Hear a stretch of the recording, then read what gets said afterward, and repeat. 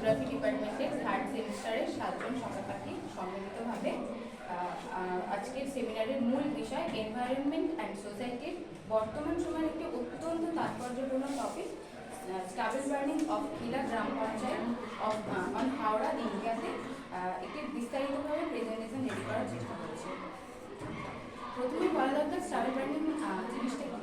Stable burning হলো একটি প্রথা বা প্র্যাকটিস যেটা ভারতবর্ষ তথা পশ্চিমবঙ্গে মূলত খারিফ শস্য অর্থাৎ ধান চাষের পর সেই ধানটা যখন কাটা হয় সেই ধান গাছের আগাগুলো জমিতে পড়ে থাকা অবস্থায় সেগুলিতে আগুন ধরিয়ে সেই ধান গাছের গোড়া থেকে পোড়ানো এবং রবি শস্য ফসল সেই রবি শস্য হিসেবে যে ফসল বসানো হয় তার আগেই মূলত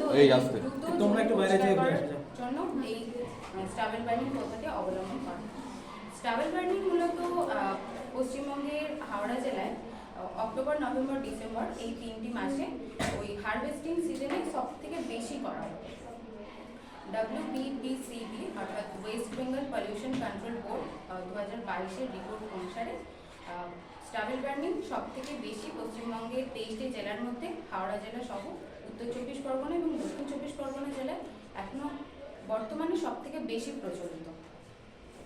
এই স্টাবেল বার্নিংয়ে air quality management commission national capital region এবং তার পার্শ্ববর্তী এলাকায় যে সমস্ত কৃষকরা এই স্টাবেল বার্নিং করেন তাদের পরিবেশগত ক্ষতিপূরণ দেওয়ার জন্য নতুন কিছু আইন প্রণয়ন করেছে। সেগুলি 2024 সালেই করা হয়েছে। স্টাবেল বার্নিং বর্তমানে পশ্চিমবঙ্গে এনভায়রনমেন্টাল একটা তাৎপর্যপূর্ণ এনভায়রনমেন্টাল কনসার্নে পরিণত হচ্ছে ধীরে ধীরে। স্টাবেল বার্নিং এর ফলে soil degradation, air pollution, water pollution সহ হিউম্যান হেলথের উপরে একটা সার্বিক প্রভাব পড়েছে।